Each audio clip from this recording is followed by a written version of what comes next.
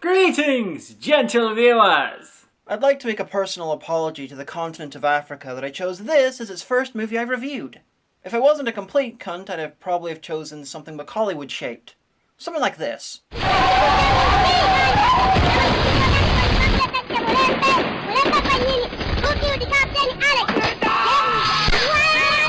Alas, I am a complete cunt, so we're looking at this. End of the Wicked! Watching this film is a weird experience, and not because of the obvious, as in the shit on screen right now, or the fact that it was made in 1999 but looks about 15 years older. No, to get the true scope of this film's weirdness, you need to get the film's full backstory. This film is about child witches, real children accused of witchcraft and brutalized, but this isn't a drama about that tragedy, oh no. This is about how it's real. And the film's happy ending? A witch being lynched by a baying mob. The person behind this film is one Helen Ocabio, and I hate this woman enough to hope I'm mispronouncing her name. Just watching this film, it is fucking hilarious. The acting, the writing, the reused sets, the logical leaps, the special effects, the dick scene. But when you know the full backstory behind it, you are beset by the worst kind of cognitive dissonance. This film's hilarious, but at the same time, it's so fucking not. Sometimes I like to imagine Christiansploitation as a video game. Stuff like the Ten Commandments or Jesus Christ Superstar is the tutorial stage, and Left Behind was the first boss. It was a hard boss, but this thing is a motherfucker of a difficulty curve and you need to get good! Later on you got Apocalypse, A Distant Thunder, and Leap, Rise of the Beast. Every so often someone like a bomb nude comes along, a film where 20-year-old Obama is played by a 35-year-old white guy. A film that's so weird it's more like an optional sub-level with completely different game mechanics. Closer to the end of the game, you get things like Remake or anything by Ron Ormond, and then you have the final boss battle, End of the fucking Wicked! Yes, this is the end boss of Christiansploitation. You are fucking welcome!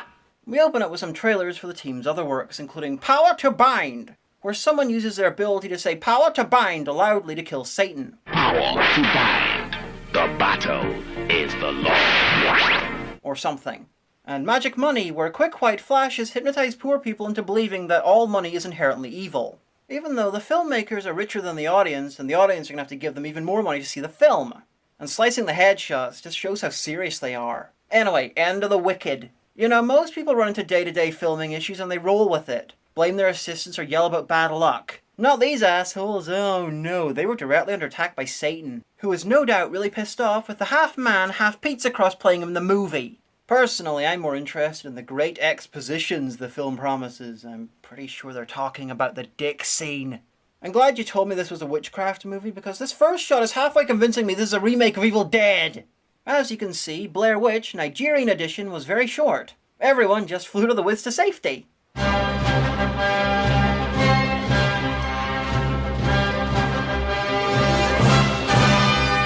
Makeup by Fat Man and Associates. Teddy, have you been sneaking off to work on African films again? Oh, no, mistress, I would never do such a thing, not at all. I'll call you back, I ain't no bother. Yeah, I think she bought it, yeah. Oh, maybe the special effects would have been better if they spent less time making their house magic! Mud! Jittering! Blindness! Confusion! A kid! Go play! By your powers combined, I am an albino! I adjure you all to change to your glorious bodies. This is Satan, and those animal bodies do look at least 22% more glorious than the human ones. The dog looks thrilled to be involved, but the cat's really sad about the direction his acting career's taken. I have discovered that our blood bank is drying up. Satan, or rather the larynx made of cigarettes playing him, announces that their blood bank is empty and he wants it filled in 24 hours. I'm not sure why he needed his cult to turn into animals for him to tell him that, or why Satan runs a blood bank, but I'll take the film's word for it. It thinks wooing is a score. It clearly knows what it's doing.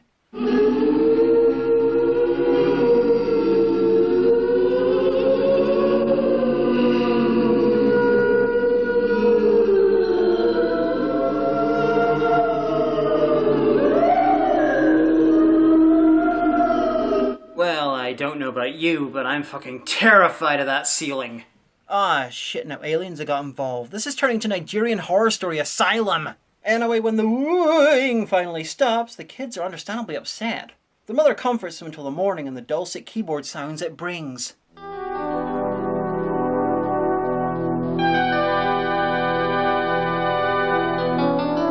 Is it just me, or does that shot make it look like they're trying to sell their house? Anyway, here's the dad, Angry Chris. It's a family name, but well chosen because kids having nightmares is enough to piss him the fuck off. Every night, my children and I are being tormented. What have I just said now? What have I said to warrant this kind of rubbish? And I expect children to keep their subconscious under control while in REM sleep when under this roof.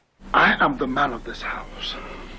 I provide everything that is needed in this house. I provide everything. He is so angry that not even wearing a curtain can calm him down. That night in the Phantom Zone, the cult are having a secret meeting. Well, technically it's secret, but that throne can be seen from space! This is Angry Chris's mother, the woman who was teleported away last night. When she's not wearing dung in her face for her lord and master, she's living with and hating her family. For reasons. My lord, I have a new person for initiation. Oh, fuck. That might actually be the single worst performance I've ever seen in a movie. My favourite part is when she pauses before the word person, as though she couldn't quite remember if it was a speedboat she brought to join the cult. Anyway, Satan has them all drink blood and dance as part of the ritual. I want you all to dance the seduction dance. The most sexy dance on earth.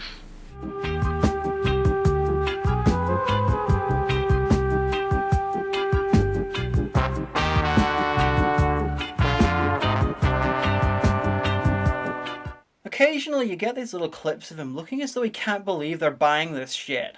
And movie, why are you showing shots of the little boy during the sexy seduction dance? I didn't realise this was a Catholic film. Out! I need to go to the toilet.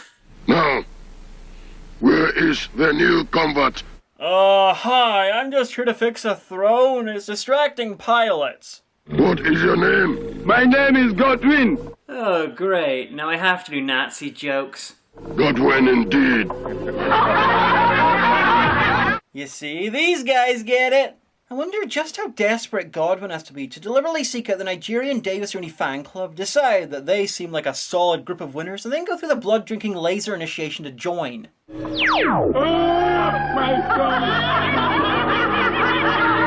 I mean, to follow Canadian Davis Rooney is easy as fucking comparison. Just watch his videos, be able to laugh at an idiot, and try not to let your intestines strangle your brain in an effort to end your suffering. As from today, your spiritual name is Black Lizard. Is that Black Lizard or Black Laser?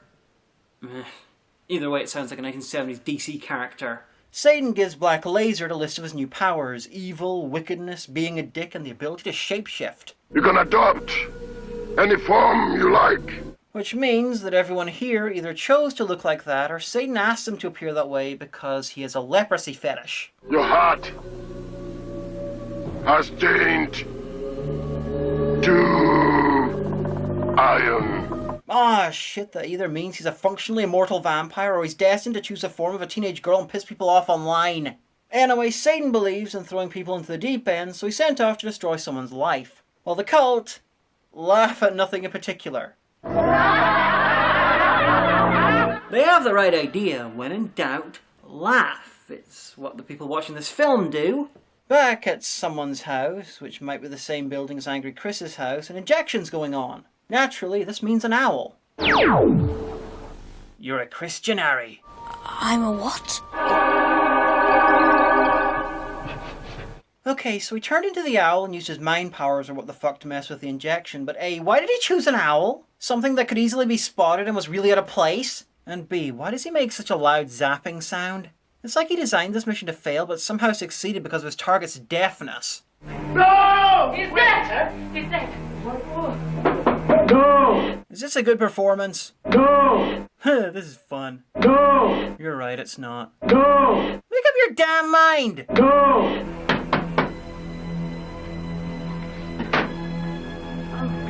Mr. Morgan, good afternoon. Is she in? Yes, she is, but please, try to ignore the fresh corpse she's having a nervous breakdown over. Yeah, that guy's dead. I don't know who he is, but him dying has apparently destroyed her career, and Darthrini's plan is continuing at pace. Grace Amadi! Holy fuck, she's turning to Pizza the Hut. So, who's Grace Amadi? Is she the grace of God that meant Satan didn't stop the film being made? Oh, no, they said Chris Amadi, aka Angry Chris, who is currently having a nightmare about being chased by trees during the Nollywood Planet of the Apes remake. Come forth!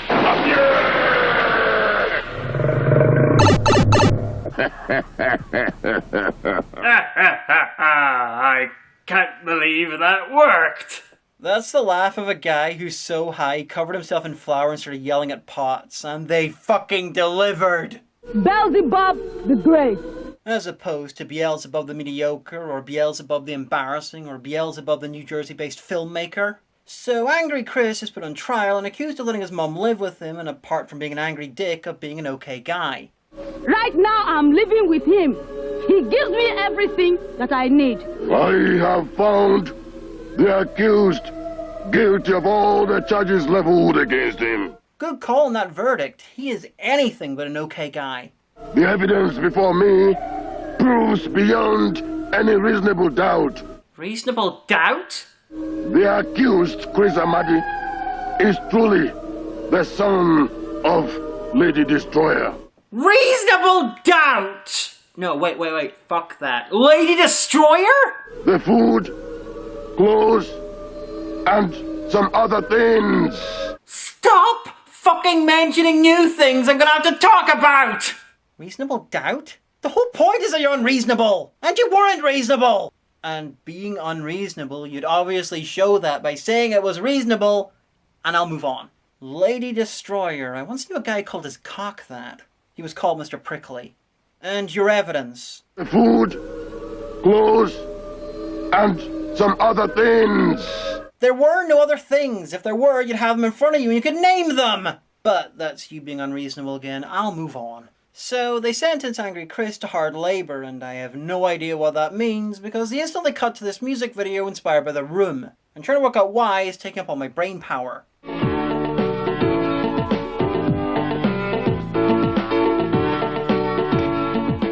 Question for the minions who are just off screen and completely mute. Is this fucking real? Very interesting answers. Unfortunately, I don't understand sign language. Answer, probably. So, late at night, someone's yelling at this kid from outside, and the noise is so annoying that they leave their body and go into hyperspace, and I hope it's to punch them in the fucking face! Now, I really don't care about how much this film cost, but how is it physically possible for a film to be made 70 years after Haxan to have very similar special effects, but worse?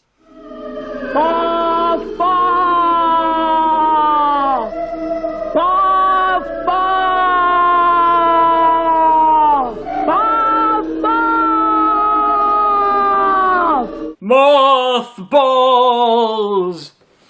Mothballs!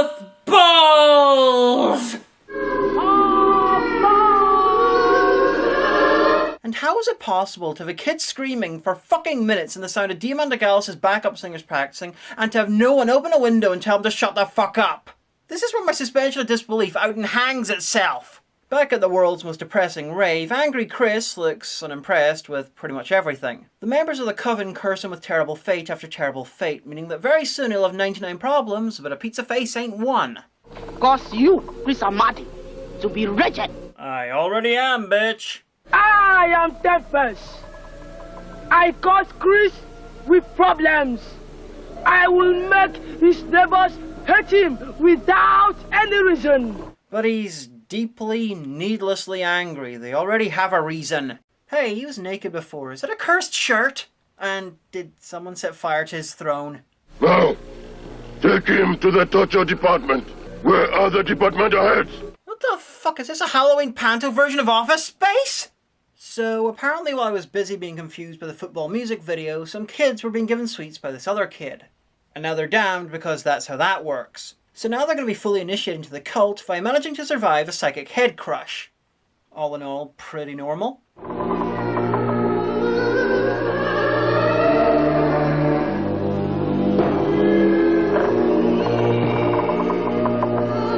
I'm crushing your head! I'm crushing your head! I'm crushing your head!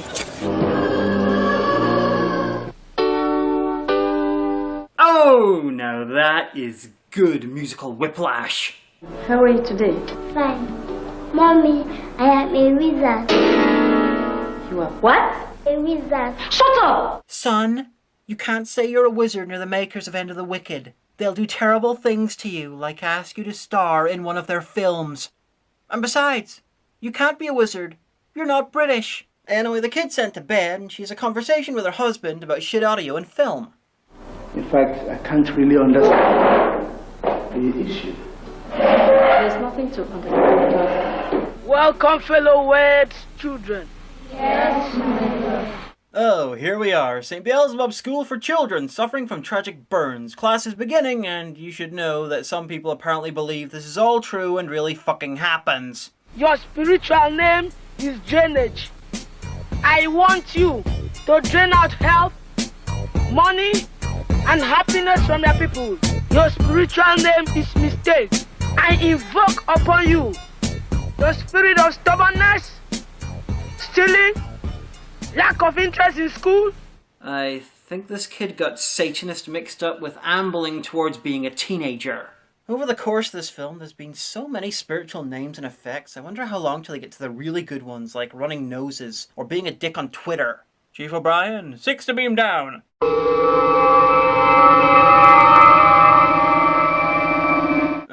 Nigerian horror knows where it's at. Teleporting a pile of pasta onto a sleeping man's back and eating it. It's scary because if someone walks in on him, it'll be so much worse for him than merely being cursed, unless he was cursed with being mistaken for a child molester with a really weird fetish. Which he might have been. He was cursed a lot, and I couldn't understand everything people said. Later on, Angry Chris has escaped the pot, and he's doing what he's best at. Business. Numbers. Which is, of course, being fired because he was cursed. The company has decided to withdraw from the business for some obvious security reasons. But much more important than that is that someone cursed him with a car that's a really ugly shade of green. Yeah, he's gone home. What is it, Chris?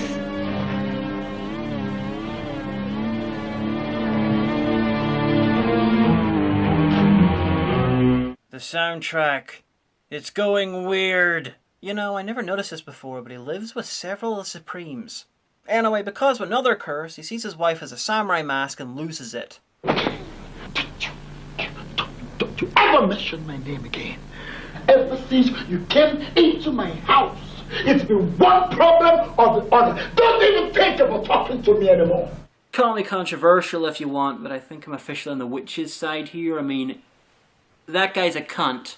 She doesn't even look surprised. It's like this happens 2 or 3 times a week and she just accepts it. She should really shack up with Angry Chris's mum. At least she's imaginative about being a cunt. What has come over you?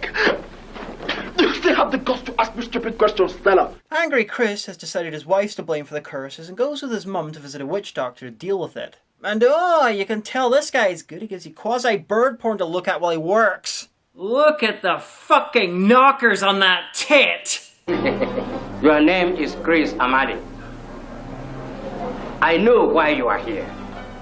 Your enemies are all around you. Looks like the cogs are slowly turning in his brain, like he's going to assume the witch doctor meant everyone in the room with him. Well, of course, he's so stupid he'd probably ignore his mother and assume the witch doctor's his enemy and then break his legs in a rage. So, what's the cure and why does it involve a coffin? I am going to exchange your soul with that of a lion. I'm sorry. What? I am going to exchange your soul with that of a lion. Makes perfect sense. Lions are known for being buried in coffins. After this scene, I really hope he steals a woman, drives her husband away, eats her children, and spends the rest of the film sleeping. Very angrily sleeping. Take a deep breath. Ah, shit, after that I expect into the soul of fucking Voltron!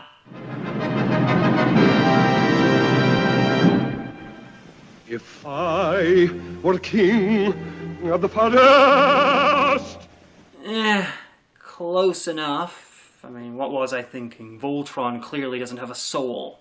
No, the 666th day Adventist Church Sunday School's in full swing. The children have brought items belonging to their family members so they can be cursed, because curses in this film are like hepatitis in a blood play convention, i.e. a lot of fun if you're not involved. Hey, the Dark Lord's gone for a piss. Anyway, as summoning goes in Satanism films, this one's a bit shit. All he manages is a confused-looking middle-aged man. The kid decides to overcompensate by using the voice from Dune on him. As horrible as this film is, at times it's almost metal. So that was a dream, and he's been cursed. Tiffany, I'm blind. I can't see. My eyes are gone. What? I can't see anymore. My eyes are gone. Oh my God. My eyes are gone. Oh my God. You know, it took a while, but after the 700th time he said he was blind, I worked out he'd been cursed into being blind. So Angry Chris is symbolizing his inner lionness by wearing yellow. I can only assume he's building up to the mane and eating raw meat. Anyway, it's time for the evil mother to make me wonder how the fuck no one can hear her. Beelzebub the Great, I am disturbing your comfort and rest because I've been informed about Tina, my daughter. Apparently her daughter and her husband are coming to visit, and she has a plan. I want her womb removed and kept in a coven for bi-monthly monitoring.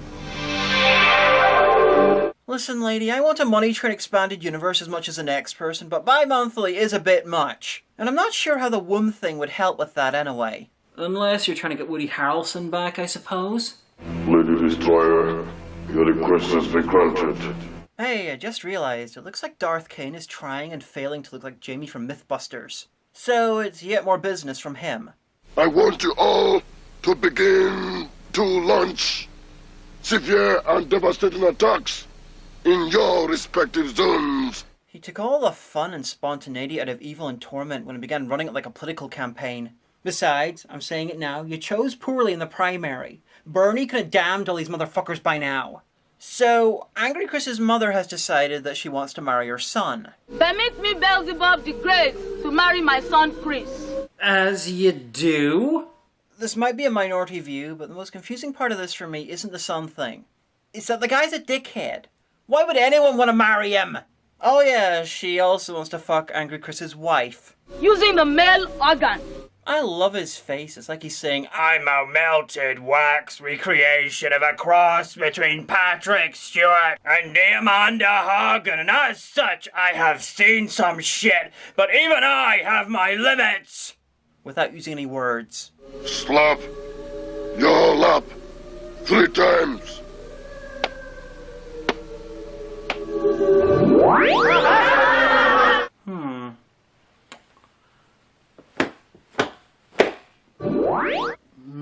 Not big enough.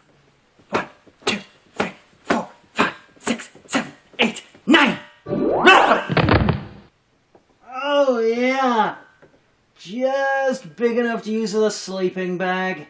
She doesn't like to brag, but Lady Destroyer is now officially her cock's name. You have been empowered to be making love to your daughter-in-law and to marry your son. Well, that's saying something about Angry Chris. I'm not exactly sure what, but something.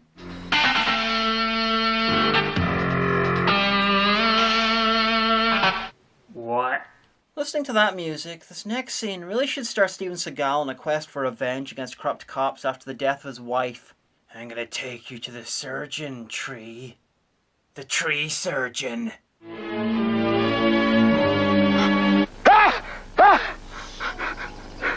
Stella! I think Stella joining up with the Black Panthers is a brave move for the film story-wise. Now to literally kill the man. No! No! No! No! Things are getting even cursier for Angry Chris as the ship carrying a bunch of his goods managed to sink. Now listen to me. Those goods are worth over 20 million. Hello? Hello? This dickhead who lives in this mansion was somehow too rich to buy insurance. And hey, the soundtrack's having a sympathetic heart attack.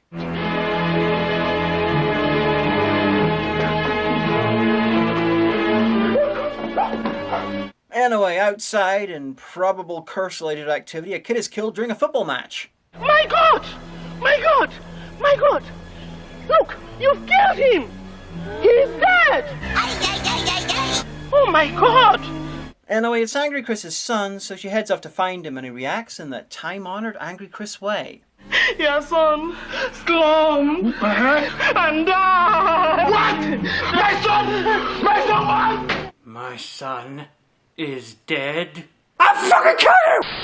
My son died! I suppose the kid will need some adult supervision in heaven. Hey, did no one get the police while she was off finding the kid's father? Of course not. The police just make stories harder to write. Well, here we go. The dick scene.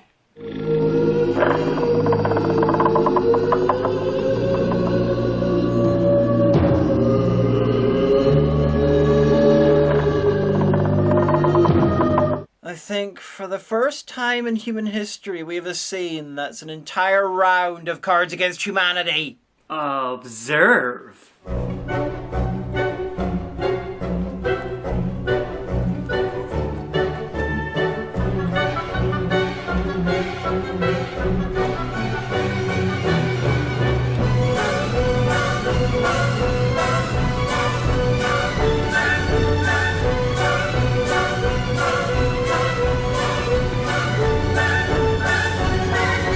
I don't think any of you woke up this morning thinking you'd watch Satan-powered pseudo-trans quasi-incest rape, but here we are.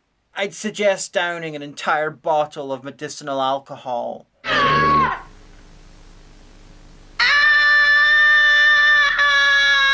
All things considered, it sounds like she's taking it pretty well.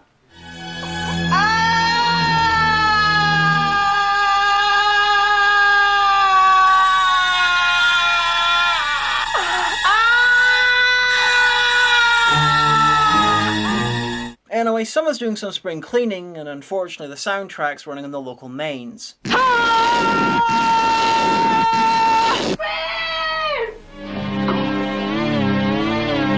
touch her! Don't touch her! Don't touch her! She's alive! Well, one definition. First his son, now the maid. It's a good thing police don't exist in this film, or the story could become a little more complicated. Oh, complications incoming, I suppose? First question, why do you live in a hotel conference room? Second question, if you are broke because of losing your job on that shipment, then why can you afford a maid? Third, why do you react to an obvious fucking announcement with shock? I'm afraid you may go with us to the police station for further inquiries. And why? And how the fuck did you create a chroma key that works in real life? Anyway, the woman whose husband went blind is being a cunt. Please, don't abandon me. Dave! Yes, Daddy.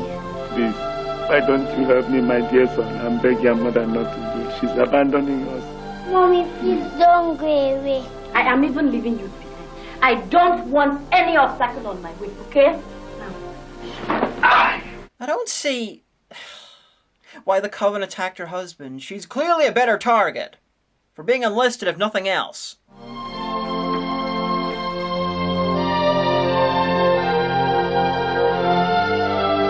Oh, this deserves a violin so small. The only thing that could play it is Helena Capio's sense of decency. This film is really boring without the dark zone. Good thing he's committing harakiri to apologize.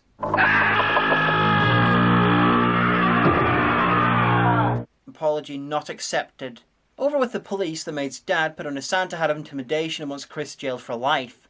I'm not sure why. I mean, being an asshole's probably not a crime. Outside of Afghanistan.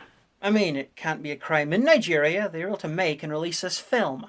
Can't you understand? He has used my daughter to make magic money! Uh-oh, the film's gone senile and mistaken itself for one of the trailers it came with. It's an easy mistake to make. I mean, they were only directed by the same guy.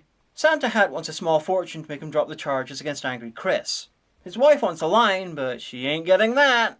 Angry Chris is so shaken by meeting someone even angrier and less reasonable than himself that he agrees to pay the compensation, and mercifully that plot can hopefully end.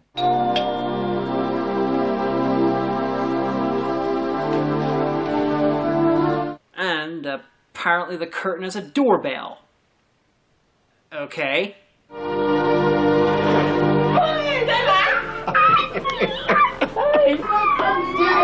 Longest time. Change. Mama, it's not my daughter. Where were you? Good evening. How are you? My daughter. My Lord Beelzebub the Great. Oh, thank fuck, this film was dangerously close to turning into a Nigerian telenovela. So, did you notice that when people aren't wishing themselves giant fucking cocks, that cosmic powers are used to do really shit stuff? The problem is, the car couldn't start, okay? Like now, where they're literally invoking the unholy powers of Skeletor to fuck with Angry Chris's brother-in-law's car's engine. Not the whole car, just the engine! Ah, fuck, it's Planet of the Dogs, and Angry Chris's sister is probably Charlton Heston!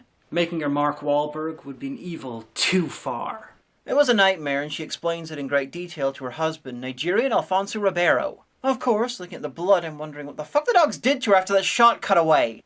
Ah, shit, in the morning we can see they were cursed with the spirit of dressing alike. Well, later on it's time for drama. I mean, things are not getting any better, Mama. Clearly, you've not inserted the souls of enough animals into your body yet.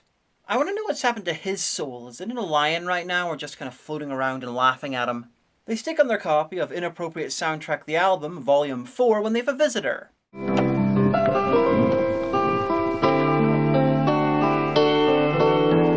Helena Cabio has arrived, playing an often ridiculously hatted pastor, ready to stop all the evil witches. All the witches are friends or family of the victims, and all the curses are shit stuff. Like someone being fired, faulty wiring, car broken, sinking ship, or medical problems. I.e. stuff that's indistinguishable from everyday bad luck. And according to Safe Child Africa, a charity dedicated to helping actual children accused of witchcraft, that part is apparently realistic. Well, except for the dick scene, but that was probably a nightmare. Maybe. She's here to convert Angry Chris and his bat shirt to Angry Christianity. His mum's not too happy about that, so she rants at a mirror, which reacts badly. Thank you, blessed Lord, for answered prayers in Jesus' name. This house is clean. And lo, Lady Destroyer was destroyed, and likely was a lady. Oh wait, she's still alive. Maybe she wasn't a lady either. Anyway, I think Crouton LaVey is on something. He doesn't seem to be himself tonight. Lady Destroyer. Who's he? He's my son-in-law, whose wife's womb is hanging there.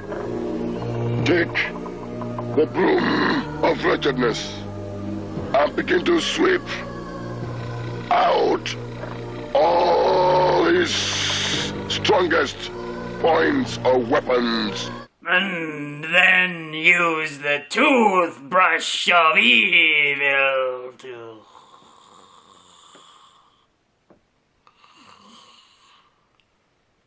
Yes, more chicken Alphonse. And yes, he literally meant brush and sweep. This is meant to be a netherworld of some kind. I have no idea what the fuck's going on. Back in the curtain showroom, there's dialogue afoot. Good afternoon. Can I come in? Have I entered the room since we separated? Yeah, in the last scene you were in, you fucking idiot. No. Honestly, I think she's humouring him so he doesn't hit her again, and trying to buy his love by offering him a catamite. I came to show you this little boy. He's Mr. Morgan's only surviving son. He is not my type. How can you tell if someone's a prick? Sign 1, they wear that hat in an office. We now join a seance already in progress. Even though Angry Chris became a Christian in an earlier scene, his mother's taken him off to another witch doctor, a guy so authentic that he didn't use his limitless powers of the cosmos to fix his fucking teeth.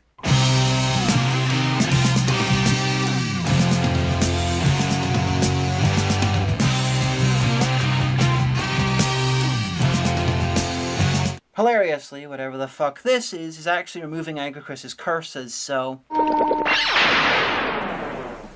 Do you think I brought him down here for solution? You have destroyed me. Oh, fuck, now she's got to change her name to Gentleman Destroyer. Back at the room that's standing in for a home, they're discussing Angry Chris and his wife's daughter. She steals. She lies. She creates a lot of confusion. My pastor says there are signs of witchcraft. Witchcraft? Oh, definitely origami. Anyway, it's time for an epic battle for Angry Chris's soul, though he's hardly worth the effort, as his wife and mother babble inanely until one's defeated. I invoke you elements in wickedness to strike Stella with deafness. I stand upon your word and upon your promise. Lord, every divining mirror, every accusing tongue, every finger, strike! Man, the soundproofing in this place is incredible!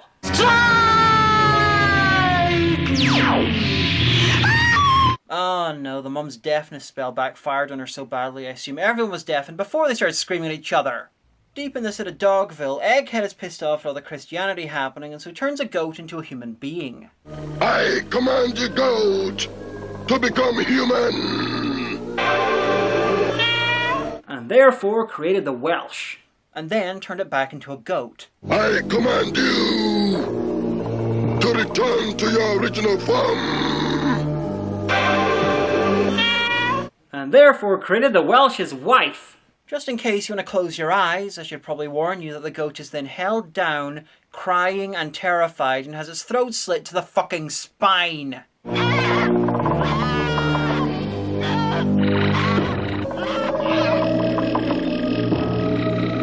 Although, in retrospect, I probably should have remembered that you have ears too.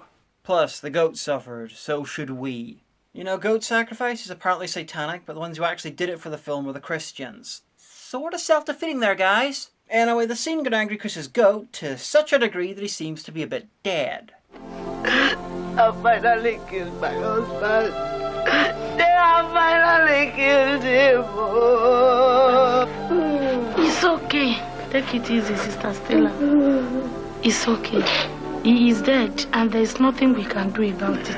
Don't cry, Angry Chris's wife. Your husband might be burning in twisted agony forever, but he was a shithead. And if you're really lucky, the person doing this review might stop defining you by your relationship to your dead asshole of a husband. All you have to do now is to thank God that at least you are born again. Yeah, selfishness is awesome. Fuck you and your god, Helena Cabio. Before Angry Chris is even cold, some assholes come in to claim ownership of the house, but since it's really not appropriate to start a new subplot 5 minutes from the end, I'll skip that and go to the funeral, where people are demanding that his wife drink the water used to bathe his dead body. Come and drink this water that was used in bathing your husband. Drinking corpse water is such a wonderful custom. How better to spread all that death around? So the wife is blamed for her husband's death by getting a paranoid and scared people who are easily led by emotional appeals and a complete cunt. You can tell they're being manipulated because any rational people would have a party after Angry Chris's death. I've told you. I know nothing about Chris' death. Honestly, this sounds like an ironic satire on how witch hunts actually are. If that was intended, good work. Now tell the rest of the fucking film. She must drink this water because we know she is responsible for all these atrocities. But, innocent or not, I probably could have got behind them if they'd included her attempts at singing among their evidence that she's secretly evil. The old rugged cross. This whole thing is kind of a letdown. The wife stands there like she's listening to trip-hop that only she can hear, while the mother-in-law does magic from across town and Helena Cabia raves about shit until the magic backfires. And then the mother-in-law is suddenly under attack by a mob.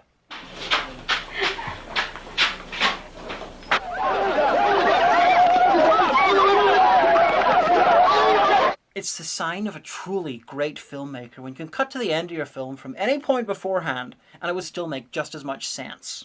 Sarcasm? Sarcasm? Sarcasm! I am a witch! If you're so surprised, then why the fuck were you attacking her? Boredom? Was it just her turn?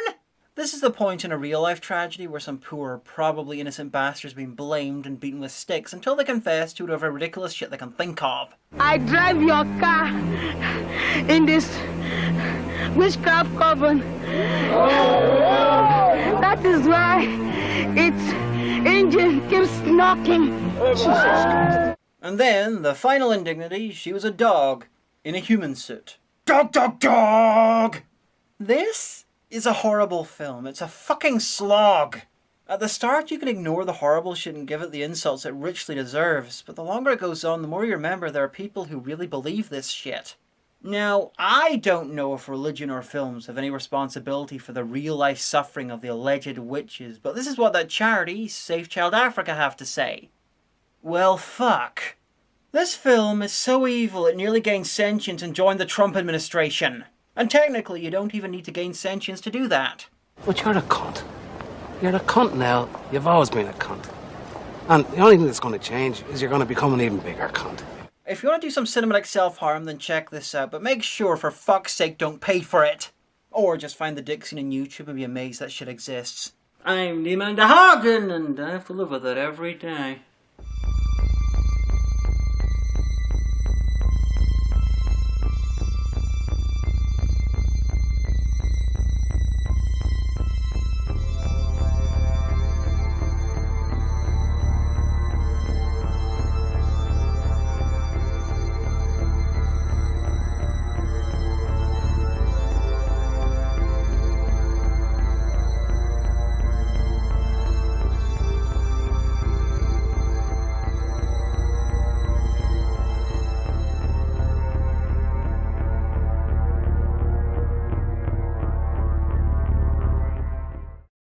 And that's it. That's why we're pioneers. That's why we didn't sell out. We are originals, and we're still all proving our point. And one day, we'll all be cliched.